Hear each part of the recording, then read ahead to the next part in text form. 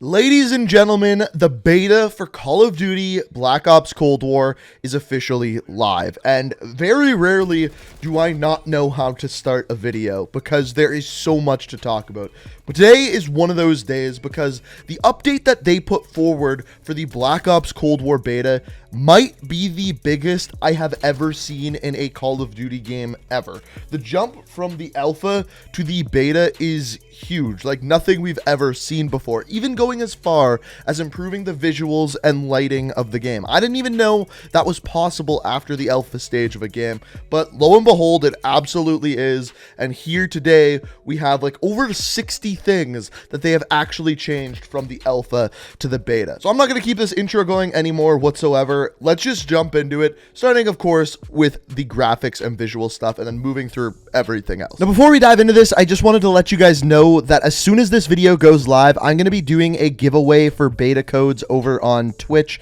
It is the first link down in the description. Essentially, I'm going to be giving a beta code away every single hour that I stream, and the stream is going to start as soon as this video goes live. So if you haven't checked it out yet, first link down in the description. I have a bunch of beta codes to give away, so if you want to win one, go check out the stream down below. So before we dive into the actual update to the beta itself, I just wanted to say that this is the roadmap that they gave us today for the entire first weekend of the beta. It says on Thursday, they are adding in Cartel. That is going to be the brand new thing. And on top of that, some of the 12v12 maps like Cartel, like Armada, and like Crossroads are also playable as 6v6 maps as well. We'll talk about that later. On top of this, there are no new modes as of today. However, tomorrow on the 9th, they are adding in VIP Escort, a similar mode to Search and Destroy. And then on Saturday to Monday, they are adding in Combined Arms Assault, which is a 12v12 mode very similar to War that we saw in Call of Duty World at War, and I believe it was also in Advanced Warfare as well. So this is basically the breakdown of the weekend. Also, you may notice that the level cap today is 16, and then Friday it goes up to 25, and by the end of the weekend it stays at 25. Assumably in the second weekend it'll be raised to 30, 35, maybe even 40. So first off, I want to show you everything new that they've added with weapons, characters, things like that. So the first thing you're probably going to notice right away is that Woods is a new operator. To my knowledge, he is the only new operator currently in the game, and as you can see, he's part of the CIA, looking pretty dope. After this, when you go over to barracks, first of all, you can change your player identity stuff like a normal Call of Duty game. The one thing I will say is I don't know what top calling cards are. Kind of curious about that one. After this, you can see all of the progression. So right now I'm rank 10. You can scroll through, look at the different weapons that you unlock at different levels. We'll look at all of the new stuff in a second here. Now, speaking of which, once we go to our loadouts, if you go to SCORESTREAKS, there's a couple of new things here. First of all, I don't think Advanced UAV was in the alpha, but I don't fully remember, and also Sentry Gun. You're also going to notice a couple of changes to the score, which we're going to talk about later on in the video. After this, though, once you go to create a class, first of all, we have some new weapons. So first of all, the new assault rifle is the QBZ-83. This one's unlocked at level 31, so we won't be able to use that till next weekend. Submachine guns, we have the KSP-45, which again, we won't be able to see until next weekend. No new tactical rifles, no new LMGs, and no new sniper rifles. For pistols, we have the Magnum, which I have used. It appears to be a 2-shot kill. No new shotguns. We have the RPG, which wasn't there in the alpha, and a knife as a melee weapon. As far as tacticals, we now have a stim shot, which is actually reusable, and you can use it pretty often. So this is going to make it a little bit more like Black Ops 4, where you can stim yourself in between kills. Also, there is now a decoy grenade as well. As far as lethal grenades, we now have Molotovs and Semtex, as well as C4s and frags. And then as far as our field upgrades, the new one here is the gas mine, which is kind of like a claymore, but when it blows up, gas comes out and it doesn't kill people right away. We have 3 new perks, the first of which is called Paranoia. When people look at you, you kind of get a visual and audio cue that they're looking at you. On top of this, a perk that I absolutely hate called Assassin. It reveals enemies that are on kill streaks. I don't know why they would add this one in. It just makes it so that noobs are more easily able to kill the good players who are on streaks. I don't like this perk. Let me know what you think of it down in the comments. And then the last one we have is Gung Ho, so you can use your weapon as you throw equipment. This has been in previous Call of Duty games. And then as far as the wildcards, I believe these are exactly the same as they were in the alpha. Now, moving into the update. So first things first, I have to say, at the end of the alpha, I made a video discussing everything that I would like to see changed going into the beta and the final game, and they almost addressed every single thing that I asked for in that. In fact, it's strange how many things they actually covered that I asked for. On top of this, these things range from graphics and audio all the way to weapon balancing and small intricate details. It's pretty insane. So first off, starting off with visuals, so graphics and lighting visibility. So first of all, with graphics, they improved the graphical fidelity and performance across the board.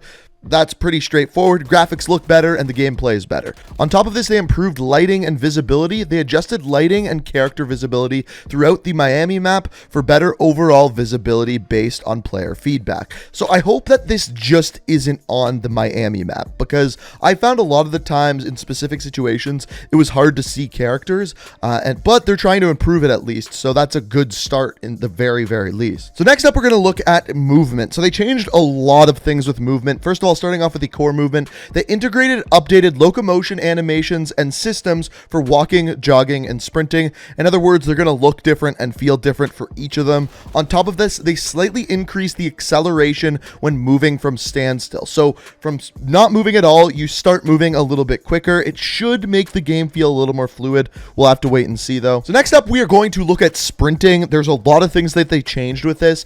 I'm going to read them all and then kind of explain to you what they mean kind of all put together. So first of all, they reduced or removed several sprint penalties that could leave the player in a state of reduced sprint speed. This results in more opportunities to use sprint takeoff feature for a quick burst of speed when initiating a sprint. On top of this, they increased the time it takes to ramp down from maximum to minimum sprint speed for a smoother change of speed. This also slightly increased the time at which a player sprints at a fast pace. On top of this, slightly adjusted the camera bob during the sprint to better align with updated movement animations, and finally, disabled field of view increase when sprinting. This should provide a smoother in-game view and prevent a floating camera feel when sprinting. So the last two are just more of visual things when you are sprinting. The first two, what it means to me is that the fastest way to move around the map might actually be to start sprinting, get that original burst of speed, and then stop and then start sprinting again. Now, someone's going to need to actually measure this, but that's just based off of what they're saying there. But big changes to sprinting, and then even bigger changes to sliding. So first of all, they slightly reduced the slide speed, so a little bit of a nerf there. On top of this, they increased the minimum amount of time a player must sprint before sliding to better align with the time to reach max sprint speed. This means a player could not immediately trigger a slide from a near standstill. And then finally, they addressed an issue that allowed players to cancel a slide. So in other words, they removed slide canceling altogether. They reduced the speed of sliding, and on top of this, you can't immediately trigger a slide from a near standstill. So you have to be able to better time it. In other words, they nerfed the hell out of sliding, and I don't know how I feel about this. I'm gonna have to play more like this. But I know a lot of people didn't like slide canceling, so at least that's a good thing to see. So the next thing we're going to look at is weapons and gunsmith. So first of all, gunsmith. They added more detailed breakdown to statistics for each attachment within gunsmith, giving you basically exactly what each attachment does and its weapon stats, which is insane. We've never seen this before in a Call of Duty. People liked it in the alpha. Now it is even better. On top of this, they moved the gunsmith UI button closer so it's easier to access. Pretty straightforward there. After this, looking at recoil and firing animations. I cannot believe that they did this between the alpha and beta, but basically they revamped all of the recoil systems and firing animations for every single weapon in the game. They say that this is going to affect weapon balance and mastery across the board. So what this means to me is that there's going to be more consistent recoil patterns for each weapon that you can learn and become better for each individual weapons. On top of that, they improve the animations for every single weapon as well. Literally insane. I cannot believe they went into that much detail just between the alpha and beta. After this, we have aim down sights. So essentially they added a new aim down sights rendering system, so the weapon looks better when you do so, and it's also smoother. Pretty straightforward on that one.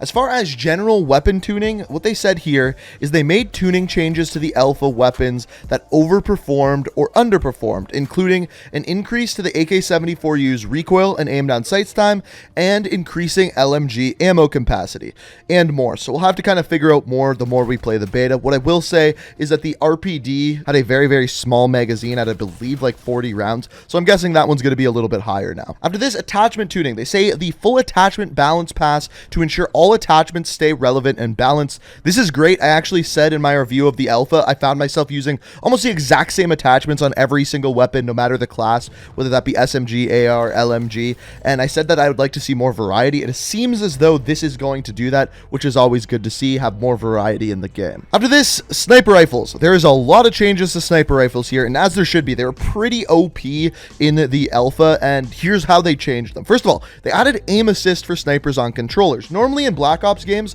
the snipers have no aim assist. This has been the same, I believe, since Black Ops 1. Now they will in this game, simply to balance cross-platform, because basically when you have no aim assist on PC, it's a lot easier to use because you have keyboard and mouse, and obviously you're going to be able to aim better on a keyboard and mouse than a controller, so that's why they did so. So actually a buff to snipers on controllers, but the way that they nerfed it is, first of all, sniper glint is now way more visible. Rather straightforward. They made the aim down sights time on sniper rifles slower. And finally, sniper rifles now require higher hits on the body for one-hit eliminations. For example, upper chest instead of stomach, or upper arm instead of lower arm. In other words, it's going to be a lot more similar to the sniping system in Modern Warfare that we see with aim assist on controllers, and you have to hit that more upper body. I think this is going to be more balanced, but we'll have to play the game more to actually get a full idea of that. And then finally, frag grenades. They reduced the fuse time on frag grenades from the beta. Throw speed adjustments are targeted for launch. So I'm hoping from what they're saying here is that the throw speed will also be changed for the C4 as well, because in the alpha, C4 was basically garbage. So next up, moving into audio. By the way, we're only about halfway through these notes. So like I said, they changed a lot. So first of all, weapon audio. Basically, all you need to know here is audio just sounds better. If you want, you can pause the video and read all of this, but essentially the bottom line is weapons sound better. That's basically it. Now, what we can go in more depth with is footstep audio. So I'm going to read all the points here and then break it down by what it actually means. So first of all, crouch walking now functions as a near silent moving option to all players with or without the ninja perk. On top of this, aim down sights crouch walking now makes the player's footsteps audio even quieter. Enemies should not hear the player when crouching outside of extreme close quarters. Next up, this is the best one in my opinion. While Ninja is equipped, core movements such as sprinting, jogging, and walking are now greatly reduced in volume and distance by roughly 50% compared to the alpha. And then finally, aim down sights walking will also provide a significant stealth advantage when using Ninja. These are all good. The best one to me is while using Ninja. I didn't think your footsteps were quiet enough while using Ninja. I'm a little bit worried about people crouch walking all over the place to be silent, but other than that, I think this is a good update. Next up, hit marker audio. This is one that I found interesting. They added a new sound for fatal and non-fatal hit markers. So you'll kind of know based off of sound whether or not you killed someone based off of the sound of a hit marker. Kind of like there is a different audio for headshots. I like this. I like that you will be able to tell simply by hearing the game. And after this, they also adjusted score streak audio to just make it sound better. If you want to check out the full patch notes, I will have them linked down below. I'm just trying to go into all of the important stuff in this video. After this, we have spawn logic. I'm not going to read out all of the details on every individual map. The two that stood out to me though were, first of all, on Miami, they made it so that you can spawn closer to enemies so that you can get faster back into the action. Personally, I would just have liked them to make Miami a little bit smaller, but I guess this is their way of doing that. On top of this, on the map Armada, you will now spawn more frequently closer to the middle of the map instead of way back at one of the edges of the boats. Personally, I would still like to see squad spawn and spawning on flags in combined arms, but there was no addition of that so far, at least in the beta. Next up, in a big surprise to me, Treyarch did what Infinity Ward didn't do all year with vehicles. First of all, they made weapon damage more consistent against vehicles, but more importantly, they nerfed the hell out of tanks. I can't believe Modern Warfare didn't do this in a full year, and literally Treyarch has done it before the beta. So, first of all, tanks. Reduced tank health to make launchers and C4s more effective counters. Fantastic. They also reduced the deadliness of the tank's shell splash damage. Awesome. Tanks do less damage and they are easier to kill.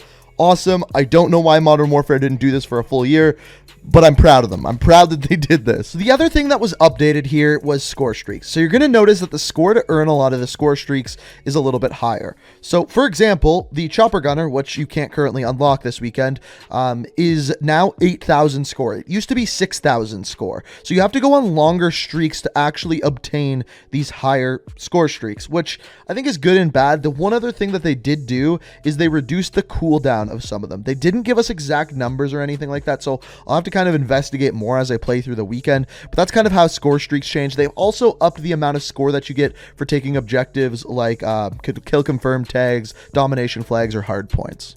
Now, as far as bug fixes, I'm not going to read out most of these. Most of them are very, very specific to certain maps or things along those lines. But what you need to know is there's a bunch of basic bug fixes that help the stability of the game. The one that I did want to read to you guys, though, is with the RCXD. So first of all, Treyarch says that they have called in the Fun Police to address an issue that allowed players to ride around on a teammate's RCXD. They said sorry for nerfing this. I was a little bit mad that they did, but they apologized, so, you know, take it with stride. And then as far as new features go, first of all, they added a new ping system. This one we actually talked about yesterday, so I'm not going to go into some of these with much detail. So ping system was added. You can ping players, ping locations, just in every multiplayer lobby that you're in. On top of this, they added a field of view slider on all platforms. So now on PlayStation and Xbox, you can have a larger field of view. Awesome. One of the best things that they added, in my opinion. Also, HUD visual toggles, so you can toggle on and off nameplates, you can toggle on and off health bars, even your crosshairs, things along those lines. I don't know why you turn those off, but that is an option now. On top of this, they added dead zone, so this is something that is in Modern Warfare, helps your controller be a little bit more accurate, so this is good. One thing that I found strange is that they changed the kill confirm score limit to 65.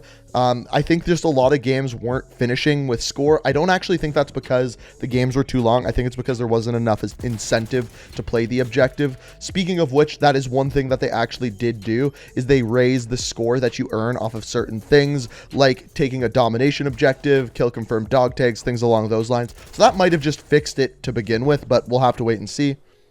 And then finally, of course, as we talked about before, they added in progression to the game. This weekend, the max level is going to be 25 by the end of the weekend. So ladies and gentlemen, that is basically everything that's changed from the alpha to the beta. Some new weapons, some new things in the game, some big changes. So hopefully you were able to sit through the whole thing. I know it was a long video, a lot of things, but if you enjoyed it, if you found it informative, it's always appreciated if you do hit that like button. If you're new to the channel, like what you see, want to stay up to date on everything Cold War, on everything Call of Duty, be sure to hit that subscribe button, turn notifications on, and let me know what you think of all of this down in the comments. But honestly, I haven't played too many games yet. I'm going to go hop on, play some more games. I'm going to be streaming over on Twitch. Hopefully you guys can come hang out, maybe win some beta codes. So check that out down in the description, and hopefully I'll get some better gameplays than these couple that I got in the first couple of games that I played. So thank you so much for watching. I hope you enjoyed the video, and until next time, peace out. We are reaching for the stars, but we're making this too hard, and I want